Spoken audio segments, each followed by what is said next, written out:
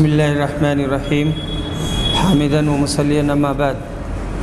مشاہدین اعظام، السلام علیکم ورحمۃ اللہ وبرکاتہ۔ جو لوگ اس واقعہ سے سماع موتا ثابت کرتے ہیں، یعنی جو ابھی ہماری بات ہو رہی تھی غزوہ بدر کے سلسلے میں، اور بدر میں کنویں میں جو کفار مارے گئے تھے اور ان کو پھینک دیا گیا تھا، اور نبی صلی اللہ علیہ وسلم ان کا نام لے لے کر پکار رہے تھے، جو لوگ اس واقعہ سے سماع موتا ثابت کرتے ہیں وہ سراسر غلطی پر ہیں، کیونکہ یہ سنانا رسول کریم صلی اللہ علیہ وسلم کا ایک معجزہ تھا۔ دوسری آیت میں صاف موجود ہے وَمَا أَنْتَ بِمُسْمِعٍ مَنْ فِي الْقُبُورِ، یعنی تم قبر والوں کو سنانے سے قاصر ہو۔ مرنے کے بعد جملہ تعلقات دنیاوی ٹوٹنے کے ساتھ دنیاوی زندگی کے لوازمات بھی ختم ہو جاتے ہیں، سننا بھی اسی میں شامل ہے۔ اگر مردے سنتے ہوں تو ان پر مردگی کا حکم لگانا ہی غلط ہو جاتا ہے۔ بہرحال عقل و نقل سے وہی صحیح اور حق ہے کہ مرنے کے بعد انسان کے جملہ حواس دنیاوی ختم ہو جاتے ہیں، حواس سے دنیاوی ختم ہو جاتے ہیں۔ نیک مردوں کو اللہ تعالیٰ عالم برزخ میں کچھ سنا دے، یہ بالکل علیحدہ چیز ہے، اس سے سماع موتا کا کوئی تعلق نہیں ہے۔ حدیث نمبر 3977، ابن عباس رضی اللہ عنہما روایت کرتے ہیں کہ انہوں نے قرآن مجید کی آیت الذین بدلوا نعمت اللہ کفرا کے بارے میں فرمایا، اللہ کی قسم یہ کفار قریش تھے۔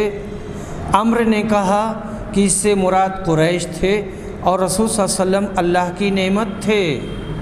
کفار قریش نے اپنی قوم کو جنگ بدر کی دارالبوار یعنی دوزخ میں جھونک دیا۔ نعمت سے مراد اسلام اور رسول کریم کی ذات گرامی ہے۔ قریش نے اس نعمت کی قدر نہ کی، جس کا نتیجہ تباہی اور ہلاکت کی شکل میں ہوا۔ مدینہ والوں نے اللہ کی اس نعمت کی قدر کی، دونوں جہاں کی عزت و آبرو سے سرفراز ہوئے۔ حدیث نمبر 3978، حضرت عائشہ رضی اللہ عنہ کے پاس ذکر کیا گیا کہ ابن عمر نبی صلی اللہ علیہ وسلم کے حوالہ سے بیان کرتے ہیں کہ میت کو قبر میں اس کے گھر والوں کے اس پر رونے کی وجہ سے عذاب ہوتا ہے۔ اس پر حضرت عائشہ نے کہا کہ نبی صلی اللہ علیہ وسلم نے تو یہ فرمایا تھا، عذاب میت پر اس کی بدعملیوں اور گناہوں کی وجہ سے ہوتا ہے، اور اس کے گھر والے ہیں کہ اب بھی اس کی جدائی میں روتے رہتے ہیں۔ یعنی کہنے کا مطلب تھا کہ وہ اپنے گناہوں کی وجہ سے اس کو عذاب ہو رہا ہے، اور یہ لوگ ہیں کہ یہ روئے جا رہے ہیں۔ یہ حدیث متفق علیہ ہے۔ عائشہ کہتی ہیں کہ اس کی مثال بالکل ایسی ہی ہے جیسے رسول اللہ صلی اللہ علیہ وسلم نے بدر کے اس کنویں پر کھڑے ہو کر جس میں مشرکین کی لاشیں ڈال دی گئی تھیں، ان کے بارے میں فرمایا تھا کہ جو کچھ میں کہہ رہا ہوں یہ اسے سن رہے ہیں۔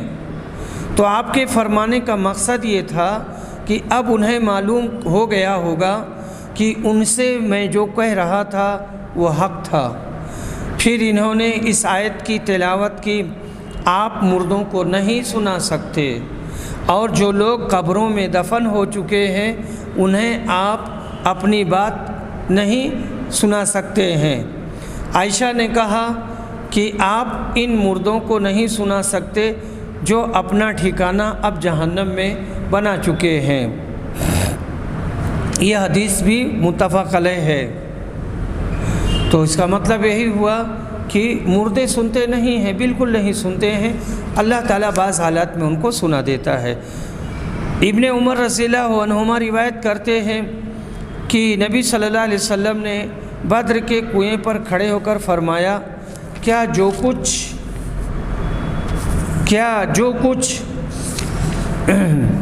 تمہارے رب نے تمہارے لیے وعدہ کر رکھا تھا اسے تم نے سچا پا لیا؟ پھر آپ نے فرمایا جو کچھ میں کہہ رہا ہوں یہ اب بھی اسے سن رہے ہیں۔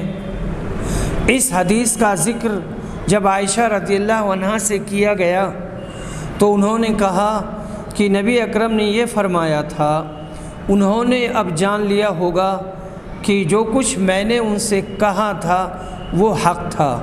اس کے بعد انہوں نے آیت بے شک آپ مردوں کو سنا نہیں سکتے پوری پڑھی اور پڑھ کر سنائی۔ قرآنی آیت صریح دلیل ہے کہ آپ مردوں کو نہیں سنا سکتے، یہی حق ہے۔ مقتولین بدر کو سنانا وقتی طور پر خصوصیات رسالت میں سے تھا، اس پر دوسرے مردوں کو قیاس نہیں کیا جا سکتا۔ ہاں اللہ تعالیٰ جب چاہے اور جس قدر چاہے مردوں کو سنا سکتا ہے، جیسا کہ قبرستان میں السلام علیکم اہل الدیار حدیث کی مسنون دعا سے ظاہر ہے۔ باقی اہل بدعت کا یہ خیال کہ وہ جب بھی مدفون باباؤں کی قبریں پوجنے جائیں وہ بابا ان کی فریاد سنتے اور حاجات پوری کرتے ہیں، سراسر باطل اور کافرانہ و مشرکانہ خیال ہے جس کی شرعاً کوئی اصل نہیں ہے۔ حضرت ابن عباس اور عائشہ ہر دو کے خیالات پر مزید تفصیل کے لیے فتح الباری کا مطالعہ کیا جائے۔ باب فضل من شہد بدر کی لڑائی میں حاضر ہونے والوں کی فضیلت کا بیان۔ حدیث نمبر 3982۔ انس بن مالک کہتے ہیں کہ حارثہ بن سراقہ انصاری جو ابھی 9 عمر لڑکے تھے بدر کے دن شہید ہو گئے تھے۔ پانی پینے کے لیے حوض پر آئے تھے کہ ایک اندھا تیر لگا اور شہید ہو گئے۔ پھر ان کی والدہ ربیع بنت نضر انس کی پھوپھی رسول اللہ صلی اللہ علیہ وسلم کی خدمت میں حاضر ہوئیں اور کہا اللہ کے رسول، آپ کو معلوم ہے کہ مجھے حارثہ سے کتنا پیار تھا، اگر وہ اب جنت میں ہے تو میں اس پر صبر کروں گی اور اللہ تعالیٰ سے ثواب کی امید رکھوں گی، اور اگر کہیں دوسری جگہ ہے تو آپ دیکھ رہے ہیں کہ میں کس حال میں ہوں۔ آپ نے فرمایا اللہ تم پر رحم کرے، کیا دیوانی ہو رہی ہو، ناسمجھ ہو؟ کیا وہاں کوئی ایک جنت ہے؟ بہت سی جنتیں ہیں اور تمہارا بیٹا جنت الفردوس میں ہے۔ حدیث نمبر 3983۔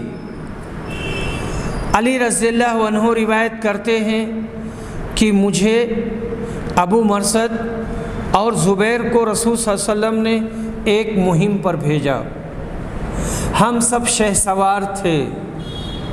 آپ نے فرمایا تم لوگ سیدھے چلے جاؤ، جب روضہ خاک پر پہنچو تو وہاں تمہیں مشرکین کی ایک عورت ملے گی، وہ ایک خط لیے ہوئے ہے جسے حاطب بن ابی بلتع نے مشرکین کے نام بھیجا ہے۔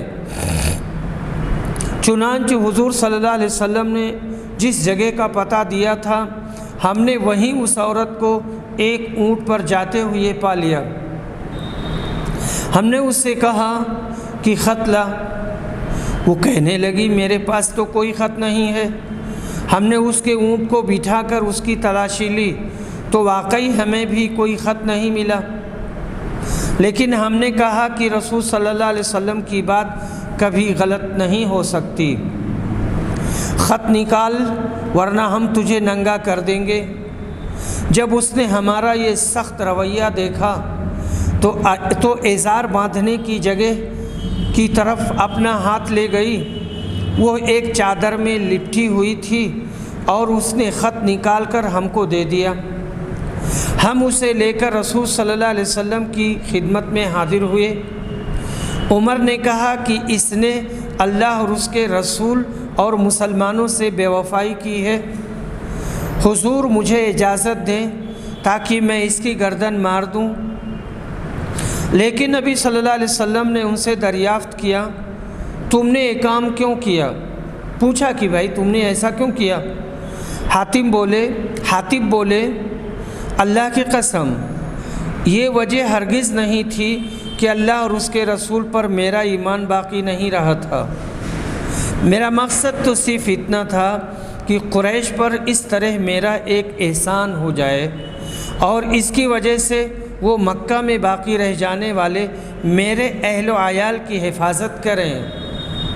آپ کے اصحاب میں جتنے بھی حضرات ہیں یعنی مہاجرین، ان سب کا قبیلہ وہاں موجود ہے اور اللہ ان کے ذریعے ان کے اہل و مال کی حفاظت کرتا ہے۔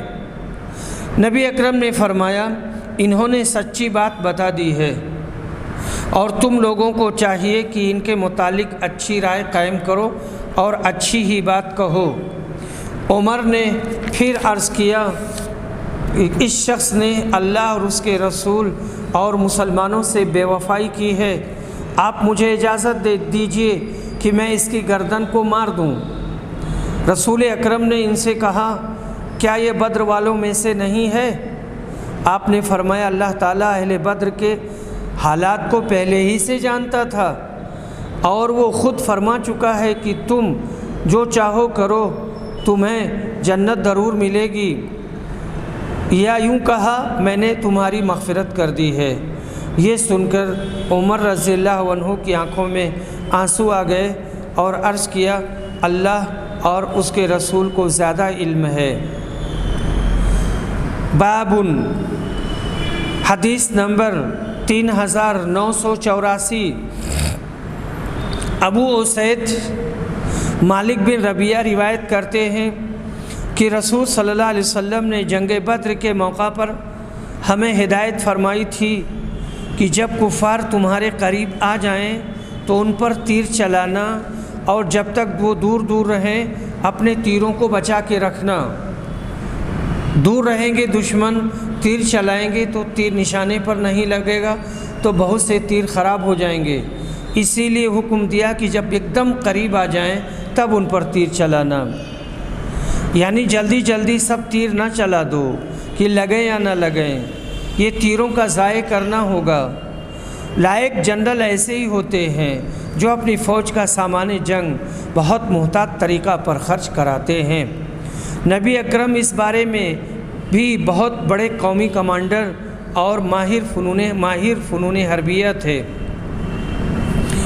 اور اس کے بعد میں حدیث نمبر 3985۔ ابو اسید روایت کرتے ہیں کہ جنگ بدر میں رسول صلی اللہ علیہ وسلم نے ہمیں ہدایت دی تھی کہ جب تمہارے قریب کفار آ جائیں یعنی حملہ و ہجوم کریں تو پھر ان پر تیر برسانے شروع کرنا اور جب تک وہ تم سے قریب نہ ہوں اپنے تیر کو محفوظ رکھنا اور بچا کے رکھنا۔ حدیث نمبر 3986۔ براء بن عازب کہتے ہیں کہ نبی صلی اللہ علیہ وسلم نے احد کی لڑائی میں تیر اندازوں پر عبداللہ بن جبیر کو سردار مقرر کیا تھا۔ اس لڑائی میں ہمارے 70 آدمی شہید ہوئے تھے۔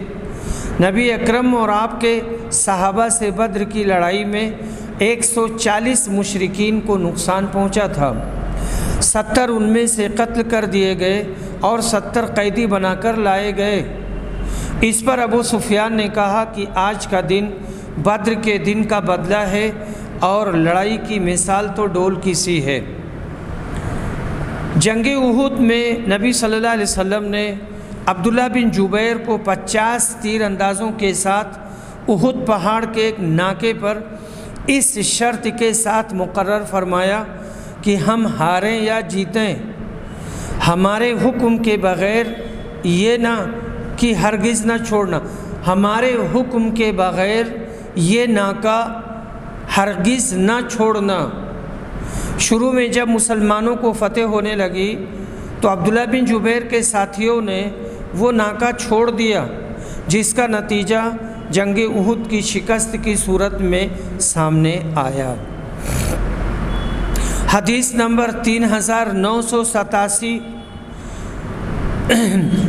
ابو موسیٰ اشعری روایت کرتے ہیں کہ نبی اکرم نے فرمایا، میں گمان کرتا ہوں، نبی اکرم نے فرمایا خیر و بھلائی وہ ہے جو اللہ تعالیٰ نے ہمیں احد کی لڑائی کے بعد عطا فرمائی، اور خلوص عمل کا ثواب وہ ہے جو اللہ نے ہمیں بدر کی لڑائی کے بعد عطا کیا۔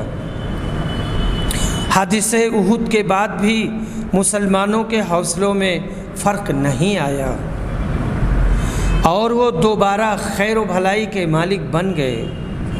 اللہ نے بعد میں ان کو فتوحات سے نوازا، اور بدر میں اللہ نے جو عنایت کی، جو فتح عنایت کی، وہ ان کے خلوص سے عمل کا ثمرہ تھا۔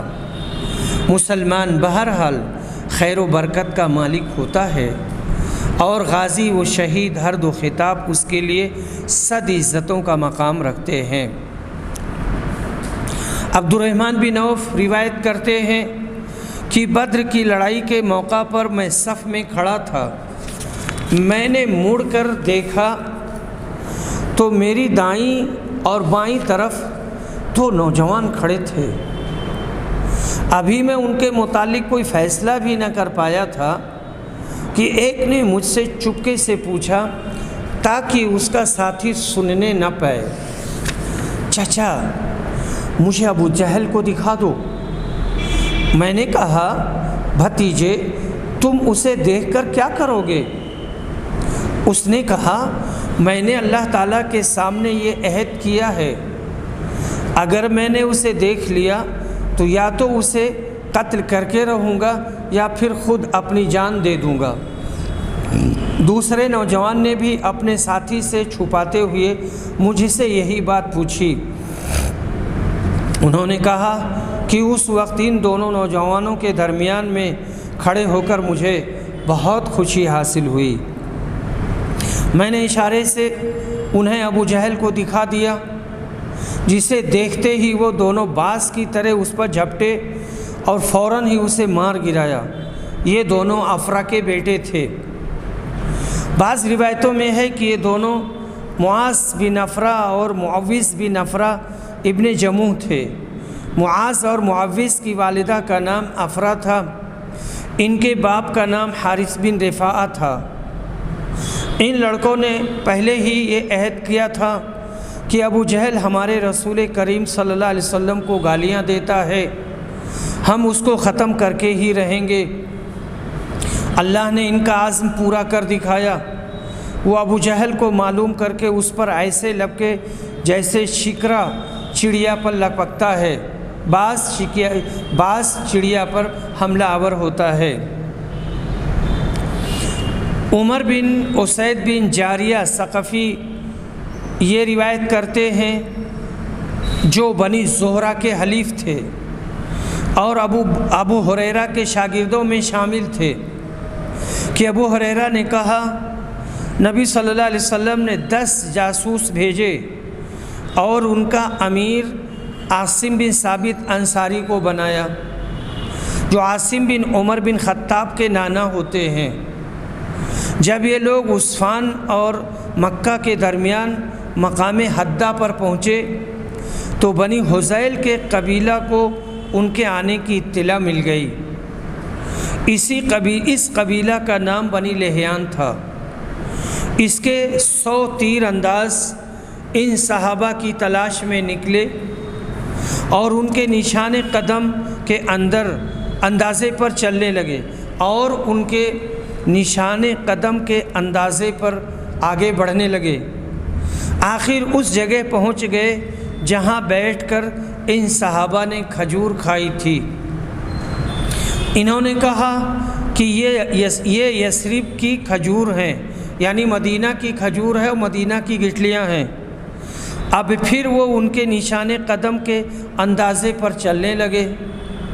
جب عاصم بن ثابت اور ان کے ساتھیوں نے ان کے آنے کو معلوم کر لیا تو ایک محفوظ جگہ پناہ لی۔ قبیلہ والوں نے انہیں اپنے گھیرے میں لے لیا اور کہا کہ نیچے اتر آؤ اور ہماری پناہ خود قبول کر لو، تو تم سے ہم وعدہ کرتے ہیں کہ تمہارے کسی آدمی کو بھی ہم قتل نہیں کریں گے۔ عاصم بن ثابت نے کہا، مسلمانوں، میں کسی کافر کی پناہ میں نہیں اتر سکتا۔ پھر انہوں نے دعا کی، اے اللہ ہمارے حالات کی خبر اپنے نبی کو کرا دے۔ آخر قبیلہ والوں نے مسلمانوں پر تیر اندازی کی اور عاصم کو شہید کر دیا۔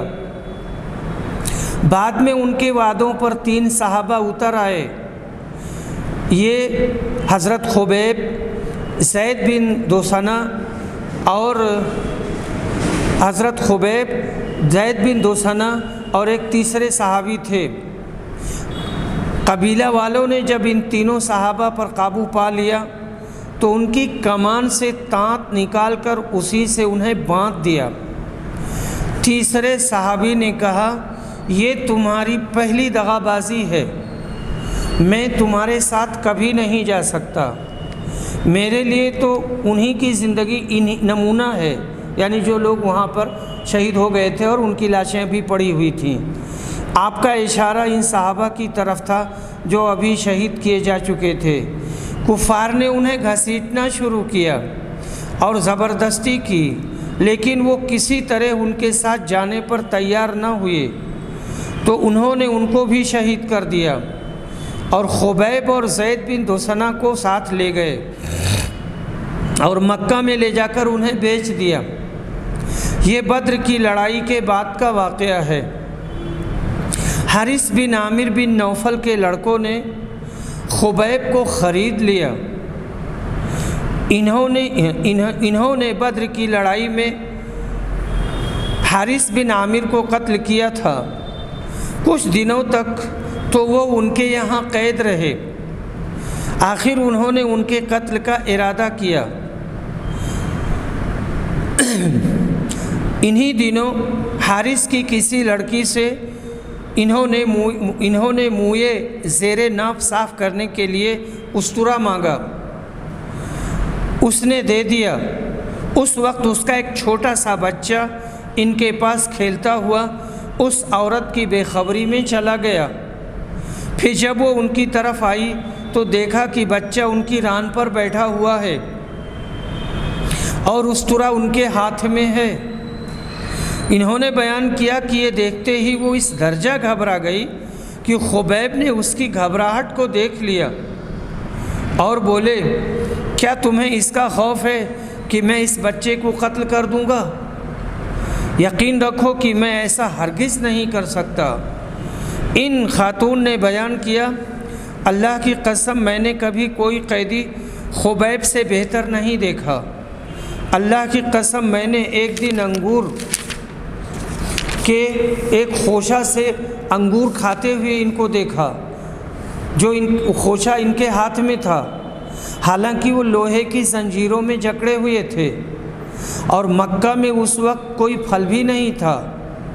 وہ بیان کرتی تھیں کہ وہ تو اللہ کی طرف سے بھیجی ہوئی روزی تھی جو اس نے خبیب کے لیے بھیجی تھی۔ پھر بنو حارثہ انہیں قتل کرنے کے لیے حرم سے باہر لے جانے لگے تو خبیب نے ان سے کہا کہ مجھے 2 رکعت نماز پڑھنے کی اجازت دے دو۔ انہوں نے اس کی اجازت دی تو انہوں نے 2 رکعت نماز پڑھی اور فرمایا، اللہ کی قسم اگر تمہیں یہ خیال نہ ہونے لگتا کہ میں پریشانی کی وجہ سے دیر تک نماز پڑھ رہا ہوں تو اور زیادہ دیر تک پڑھتا اور نماز کو لمبی کرتا۔ پھر انہوں نے دعا کی، اے اللہ ان میں سے ہر ایک کو الگ الگ ہلاک کر اور ایک کو بھی باقی نہ چھوڑ۔ اور یہ اشعار پڑھے، جب میں اسلام پر قتل کیا جا رہا ہوں تو مجھے کوئی پرواہ نہیں کہ اللہ کی راہ میں مجھے کس پہلو پر پچھاڑا جائے گا، اور یہ تو صرف اللہ کی رضا حاصل کرنے کے لیے ہے۔ اگر وہ چاہے گا تو میرے جسم کے ایک ایک جوڑ پر ثواب عطا فرمائے گا۔ اس کے بعد ابو سرواہ عقبہ بن حارث ان کی طرف بڑھا اور انہیں شہید کر دیا۔ خبیب نے اپنے قتل حسنہ سے ہر اس مسلمان کے لیے جسے قید کر کے قتل کیا جائے، مارا جائے، قتل سے پہلے 2 رکعت نماز کی سنت قائم کر دی ہے۔ ادھر جس دن ان صحابہ پر مصیبت آئی تھی، نبی صلی اللہ علیہ وسلم نے اپنے صحابہ کو اسی دن اس کی خبر دے دی تھی۔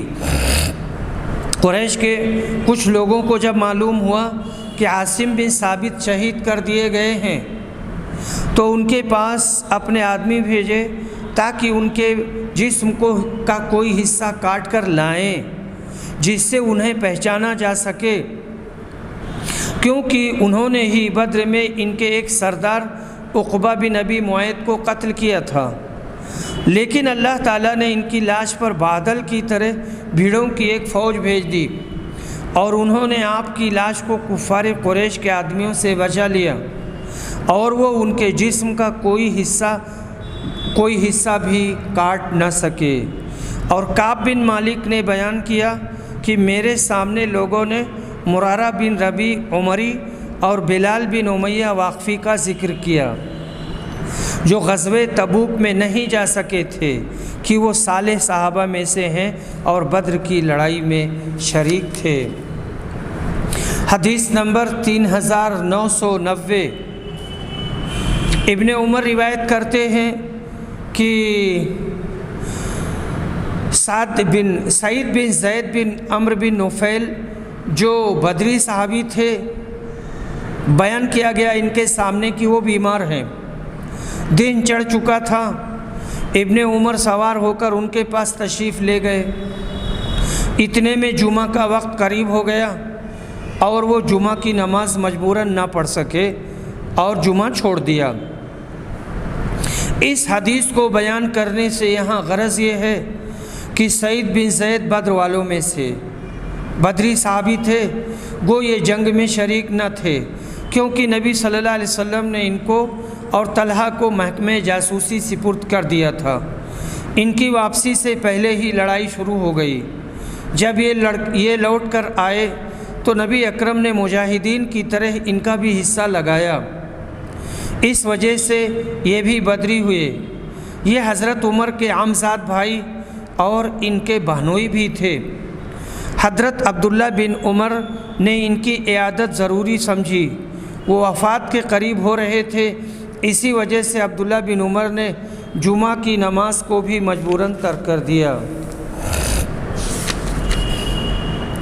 عبیداللہ بن عبداللہ بن عتبہ کہتے ہیں کہ ان کے والد نے عمر بن عبداللہ بن ارقم زہری کو لکھا کہ تم صبیہ بنت حارث اسلمیہ کے پاس جاؤ اور ان سے ان کے واقعہ کے متعلق پوچھو کہ جب انہوں نے حضور صلی اللہ علیہ وسلم سے مسئلہ پوچھا تھا تو آپ نے ان کو کیا جواب دیا تھا۔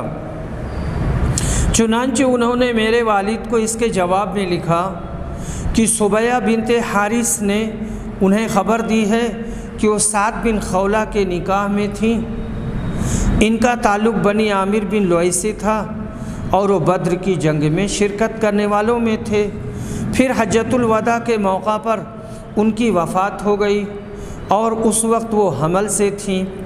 سعد بن خولہ کی وفات کے کچھ ہی دن بعد ان کے یہاں بچہ پیدا ہوا۔ نفاس کے دن جب وہ گزار چکیں تو نکاح کا پیغام بھیجنے والوں کے لیے انہوں نے اچھے کپڑے پہنے۔ اس وقت بنو عبد الدار کے ایک صحابی ابو السنابل بن باکک ان کے یہاں گئے اور ان سے کہا، میرا خیال ہے تم نے نکاح کا پیغام بھیجنے والوں کے لیے یہ زینت کی ہے، کیا نکاح کرنے کا خیال ہے؟ لیکن اللہ کی قسم جب تک حضرت سعد کی وفات پر 4 مہینے اور 10 دن گزر نہ جائیں تم نکاح کے قابل نہیں ہو سکتی۔ صبیہ نے بیان کیا کہ جب ابو السنابل نے مجھ سے یہ بات کہی تو میں نے شام ہوتے ہی کپڑے پہنے اور رسول کی خدمت میں حاضر ہو کر اس کے بارے میں نے آپ سے مسئلہ معلوم کیا۔ تو نبی صلی اللہ علیہ وسلم نے کہا کہ میں بچہ پیدا ہونے کے بعد عدت سے نکل چکی ہوں، یعنی بچہ جیسے ہی پیدا ہوا اس کے بعد وہیں سے عدت ختم ہو جاتی ہے، اگر میں چاہوں تو نکاح کر سکتی ہوں۔ اس حدیث کا باب سے تعلق یہ ہے کہ اس میں سعد بن خولہ کا بدری ہونا مذکور ہے۔ باب شہود الملائکۃ بدرا، جنگ بدر میں فرشتوں کا شریک ہونا۔ معاذ بن رفاعہ بن رافع زرقی یہ روایت کرتے ہیں، جو بدر کی لڑائی میں شریک ہونے والوں میں تھے۔ انہوں نے بیان کیا کہ جبریل نبی کریم صلی اللہ علیہ وسلم کی خدمت میں آئے اور آپ سے پوچھا کہ بدر کی لڑائی میں شریک ہونے والوں کا آپ کے یہاں درجہ کیا ہے؟ آپ نے فرمایا مسلمانوں میں سب سے افضل، یا حضور نے اس طرح کہا، اسی طرح کا کوئی کلمہ کہا۔ جبریل نے کہا جو فرشتے بدر کی لڑائی میں شریک ہوئے تھے ان کا بھی یہی درجہ ہے، اگرچہ فرشتے اور جنگوں میں بھی اترے تھے مگر بدر میں فرشتوں نے لڑائی کی۔ بیہقی نے روایت کی ہے کہ فرشتوں کی مار پہچانی جاتی تھی، گردن پر چوٹ اور پوروں پر آگ کا سا داغ۔ اسحاق کی سند میں ہے جبیر بن مطعم سے کہ بدر کے دن میں نے کافروں کی شکست سے پہلے آسمان سے کالی کالی چونٹیاں اترتی دیکھیں۔ یہ فرشتے تھے جن کے اترنے کے بعد کافروں کو شکست ہوئی۔ ایک روایت میں ہے کہ ایک مسلمان بدر کے دن ایک کافر کو مارنے جا رہا تھا، اتنے میں آسمان سے کوڑے کی آواز سنائی دی، کوئی کہہ رہا تھا اے ہیزوم آگے بڑھ، پھر وہ کافر مر کر گر پڑا۔ حدیث نمبر 3993۔ یہاں پر ایک حدیث کا نمبر میں بتانا بھول گیا تھا، حدیث نمبر 3991 متفق علیہ، جو عبید اللہ بن عبداللہ بن عتبہ کی ہے، اور شہود الملائکہ کی 3992 اور اس وقت 3993۔ معاذ بن رفاعہ بن رافع یہ بیان کرتے ہیں کہ بدر کی لڑائی میں شریک ہوئے تھے، ان کے والد رافع بیعت عقبہ میں شریک ہوئے تھے، تو آپ اپنے بیٹے رفاعہ سے کہا کرتے تھے کہ بیعت عقبہ کے برابر بدر کی شرکت سے مجھے زیادہ خوشی نہیں ہے۔ بیان کیا کہ جبریل نے نبی کریم صلی اللہ علیہ وسلم سے اس باب میں پوچھا تھا۔ حدیث نمبر 3994۔ یحییٰ بن سعید انصاری یہ روایت کرتے ہیں کہ انہوں نے معاذ بن رفاعہ سے سنا کہ ایک فرشتے نے نبی صلی اللہ علیہ وسلم سے پوچھا، اور یحییٰ بن سعید انصاری سے روایت ہے کہ یزید بن ہاد نے انہیں خبر دی کہ جس دن معاذ بن رفاعہ نے ان سے حدیث بیان کی تھی تو وہ بھی ان کے ساتھ تھے۔ یزید نے بیان کیا کہ معاذ نے کہا تھا کہ پوچھنے والے حضرت جبریل تھے۔ حدیث نمبر 3995۔ ابن عباس روایت کرتے ہیں کہ نبی صلی اللہ علیہ وسلم نے بدر کی لڑائی میں کہا تھا، یہ ہیں جبریل اپنے گھوڑے کا سر تھامے ہوئے اور ہتھیار لگائے ہوئے، جن کو اللہ تعالیٰ نے مسلمانوں کی مدد کے لیے اور بھی بہت سے فرشتوں کے ساتھ میدان جنگ میں بھیجا تھا۔ سعید بن منصور کی روایت میں ہے کہ حضرت جبریل سرخ گھوڑے پر سوار تھے، اس کی پیشانی کے بال گندھے ہوئے تھے۔ ابن اسحاق اور ابو عاقد لیثی سے روایت کی ہے کہ میں بدر کے دن ایک کافر کو مارنے چلا، مگر پہنچنے سے پہلے ہی اس کا سر خود بخود تن سے جدا ہو کر گر پڑا، ابھی میری تلوار اس کے قریب پہنچی بھی نہ تھی۔ بیہقی روایت کرتے ہیں کہ بدر کے دن ایک سخت آندھی چلی، پھر دوسری مرتبہ ایک سخت آندھی چلی۔ پہلی آندھی حضرت جبریل کی آمد تھی اور دوسری میکائیل کی آمد پر آئی تھی۔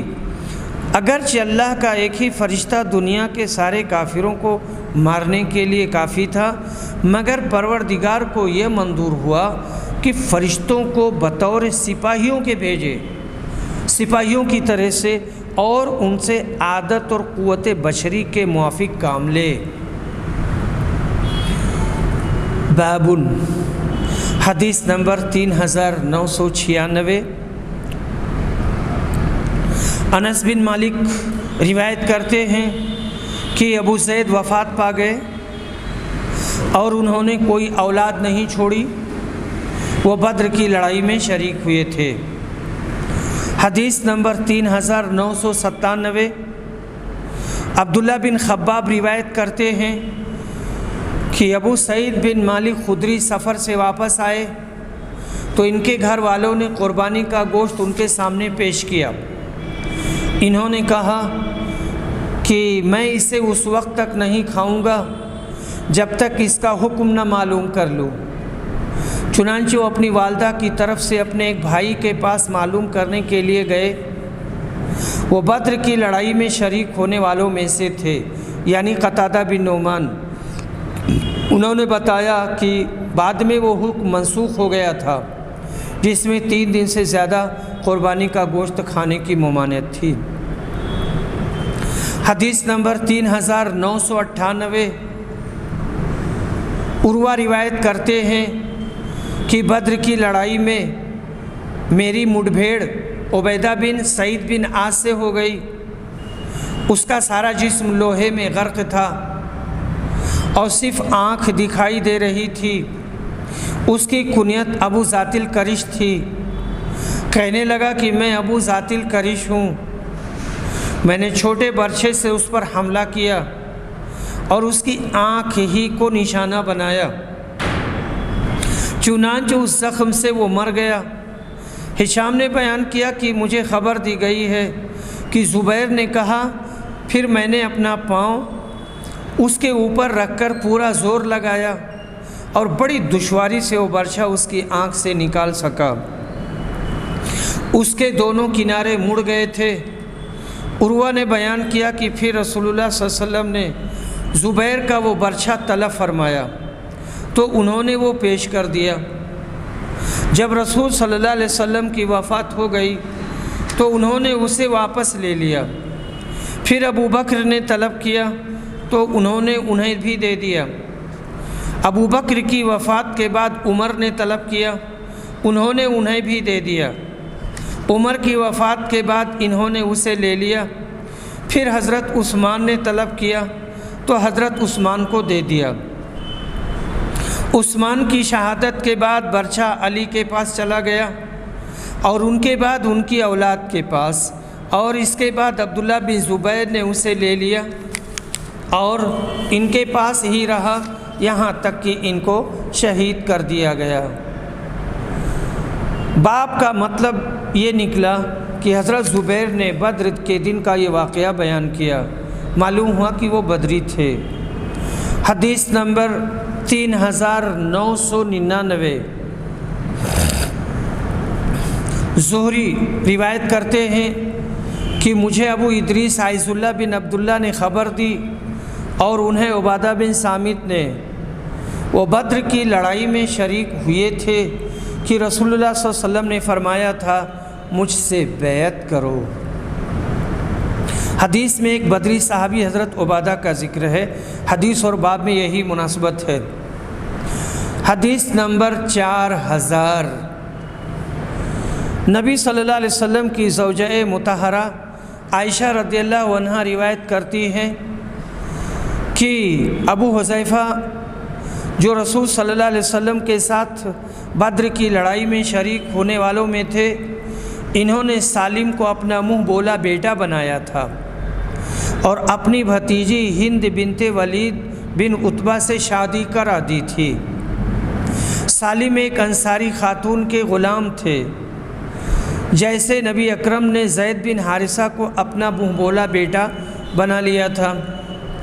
جاہلیت میں یہ دستور تھا کہ اگر کوئی شخص کسی کو اپنا منہ بولا بیٹا بنا لیتا تو لوگ اسی کی طرف اسے منسوب کر کے پکارتے اور منہ بولا بیٹا اس کی میراث کا بھی وارث ہوتا، یہاں تک کہ اللہ تعالیٰ نے یہ آیت اتاری کہ انہیں ان کے باپوں کی طرف منسوب کر کے پکارو، تو سہلہ نبی صلی اللہ علیہ وسلم کی خدمت میں حاضر ہوئیں۔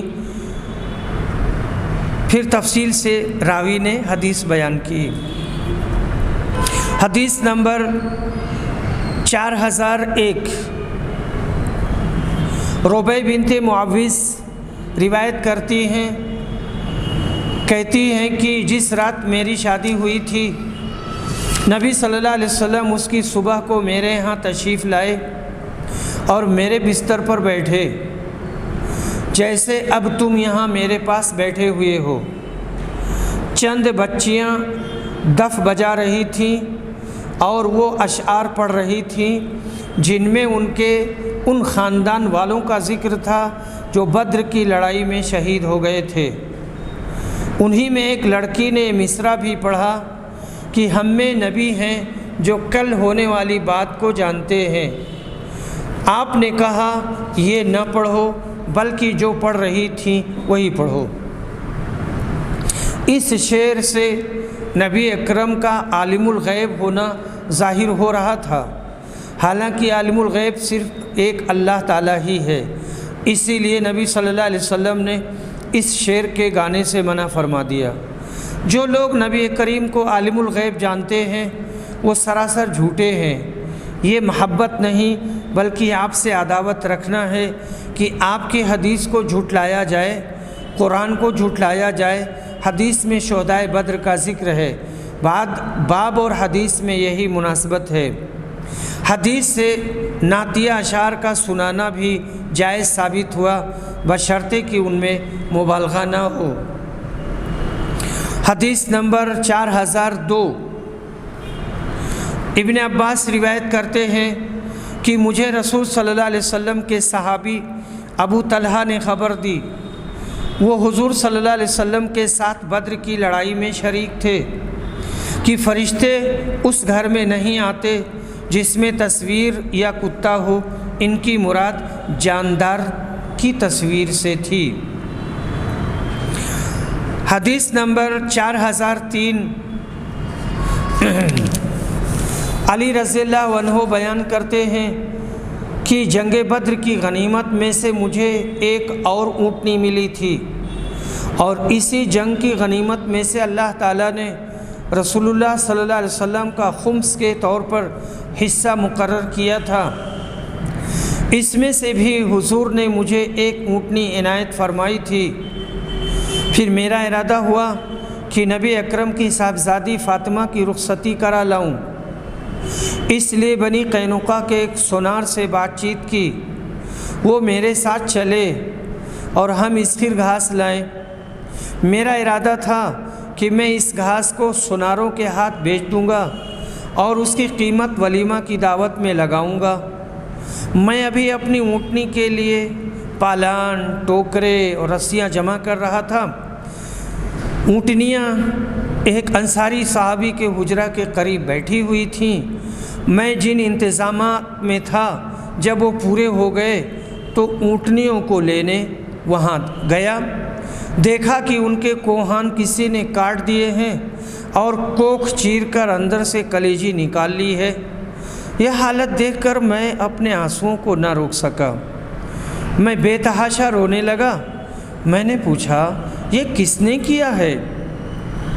لوگوں نے بتایا کہ حمزہ بن عبد المطلب نے، اور وہ ابھی اس حجرہ میں انصار کے ساتھ شراب نوشی کے ایک مجلس میں موجود ہیں۔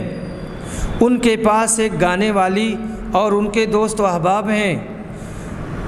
گانے والی نے گاتے ہوئے جب یہ مصرع پڑھا، ہاں اے حمزہ یہ عمدہ اور فربہ اونٹنیاں ہیں، تو حمزہ نے کود کر اپنی تلوار تھامی اور ان دونوں اونٹنیوں کے کوہان کاٹ ڈالے اور ان کی کوکھ چیر کر اندر سے کلیجی نکال لی۔ علی نے کہا کہ پھر میں وہاں سے نبی اکرم کی خدمت میں حاضر ہوا۔ زید بن حارثہ بھی حضور کی خدمت میں موجود تھے۔ آپ نے میرے غم کو پہلے ہی جان لیا اور کہا کیا بات پیش آئی؟ میں بولا اللہ کے رسول آج جیسی تکلیف کی بات کبھی پیش ہی نہیں آئی تھی۔ حمزہ نے میری دونوں اونٹنیوں کو پکڑ کے ان کے کوہان کاٹ ڈالے اور ان کی کوکھ چیر ڈالی ہے۔ وہ یہیں ایک گھر میں شراب کی مجلس جمائے بیٹھے ہیں۔ نبی صلی اللہ علیہ وسلم نے اپنی چادر منگوائی اور اسے اوڑھ کر گئے۔ میں اور زید بن حارثہ بھی ساتھ ساتھ ہو لیے۔ آپ نے اس گھر پر پہنچ کر جہاں حمزہ موجود تھے اجازت چاہی۔ اجازت ملنے پر حمزہ نے جو کچھ کیا تھا اس پر انہیں تنبیہ فرمائی۔ حمزہ شراب کے نشے میں مست تھے اور ان کی آنکھیں سرخ تھیں۔ انہوں نے نبی اکرم کی طرف نظر اٹھائی، پھر ذرا اور اوپر اٹھائی اور آپ کے گھٹنوں پر دیکھنے لگے، پھر اور نظر اٹھائی اور آپ کے چہرے پر دیکھنے لگے، پھر کہنے لگے تم سب میرے باپ کے غلام ہو۔ رسول صلی اللہ علیہ وسلم سمجھ گئے کہ وہ اس وقت بے ہوش ہیں، اس لیے آپ فوراً الٹے پاؤں اس گھر سے باہر نکل آئے۔ ہم بھی آپ کے ساتھ تھے۔ اس وقت تک شراب کی حرمت نازل نہیں ہوئی تھی۔ امیر حمزہ نے حالت مدہوشی میں یہ کام کر دیا اور جو کچھ کہا نشے کی حالت میں کہا۔ دوسری روایت میں ہے کہ حمزہ کا نشہ اترنے کے بعد نبی صلی اللہ علیہ وسلم نے اونٹنیوں کی قیمت حضرت علی کو دلوا دی تھی۔ روایت میں حضرت علی کو بدر کا حصہ ملنے کا ذکر ہے۔ باب اور حدیث میں یہی وجہ مناسبت ہے۔ حدیث نمبر 4004۔ سفیان بن عیینہ نے خبر دی کہ یہ روایت ہمیں عبد الرحمن بن عبداللہ اصبہانی نے لکھ کر بھیج دی۔ انہوں نے عبداللہ بن معقل سے سنا کہ علی نے سہل بن حنیف کے جنازے پر تکبیریں کہیں اور کہا کہ وہ بدر کی لڑائی میں شریک ہوئے تھے۔ تکبیریں تو سبھی کے جنازوں پر کہی جاتی ہیں، مگر حضرت علی نے ان کے جنازے پر زیادہ تکبیریں کہیں، یعنی 5، جیسا کہ دوسری روایتوں میں ہے۔ یہاں پر لکھا ہے 5 یا 6۔ گویا حضرت علی نے زیادہ تکبیریں کہنے کی وجہ بیان کی کہ وہ بدری تھے، ان کو خاص درجہ حاصل تھا۔ اگر جنازے پر 5، 6، 7 تکبیریں کہی جاتی ہیں، اگرچہ جنازے پر 5 یا 6 یا 7 تکبیریں کہی جاتی ہیں، مگر نبی صلی اللہ علیہ وسلم کا آخری عمل 4 تکبیروں کا ہے، اس لیے اب انہی پر اجماع امت ہے۔ لیکن آج بھی 4 سے زیادہ 5 یا 6 یا 7 تکبیریں کہی جا سکتی ہیں۔ حدیث نمبر 4005۔ عبداللہ بن عمر روایت کرتے ہیں اور انہوں نے عمر بن خطاب سے کہ جب حفصہ بنت عمر کے شوہر خنیس بن حذافہ سہمی کی وفات ہو گئی، وہ رسول صلی اللہ علیہ وسلم کے اصحاب میں تھے اور بدر کی لڑائی میں انہوں نے شرکت کی تھی اور مدینہ میں ان کی وفات ہو گئی تھی۔ حضرت عمر نے بیان کیا کہ میری ملاقات عثمان بن عفان سے ہوئی تو میں نے ان سے حفصہ کا ذکر کیا اور کہا کہ اگر آپ چاہیں تو اس کا نکاح میں آپ سے کر دوں۔ انہوں نے کہا میں سوچوں گا، اس لیے میں چند دنوں کے لیے ٹھہر گیا۔ پھر انہوں نے کہا کہ میری رائے یہ ہوئی ہے کہ ابھی نکاح نہ کروں۔ عمر نے کہا پھر میری ملاقات ابو بکر سے ہوئی اور ان سے بھی میں نے یہی کہا کہ اگر آپ چاہیں تو میں آپ کا نکاح حفصہ بنت عمر سے کر دوں۔ ابو بکر خاموش ہو گئے اور کوئی جواب نہیں دیا۔ ان کا یہ طریقہ عمل عثمان سے بھی زیادہ میرے لیے باعث تکلیف ہوا۔ کچھ دنوں میں نے توقف کیا تو نبی صلی اللہ علیہ وسلم نے خود حفصہ کا پیغام بھیجا اور میں نے ان کا نکاح نبی صلی اللہ علیہ وسلم سے کر دیا۔ اس کے بعد ابو بکر کی ملاقات مجھ سے ہوئی تو انہوں نے کہا شاید آپ کو میرے اس طرز عمل سے تکلیف ہوئی ہوگی کہ جب آپ کی مجھ سے ملاقات ہوئی اور آپ نے حفصہ کے متعلق مجھ سے بات کی تو میں نے کوئی جواب نہیں دیا۔ میں نے کہا ہاں تکلیف تو ہوئی تھی۔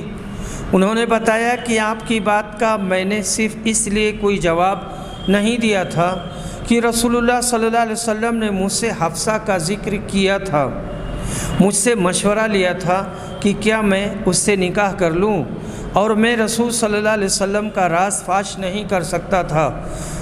اگر حفصہ سے نکاح کا ارادہ چھوڑ دیتے تو بے شک میں ان سے نکاح کر لیتا۔ وآخر دعوانا الحمدللہ رب العالمین۔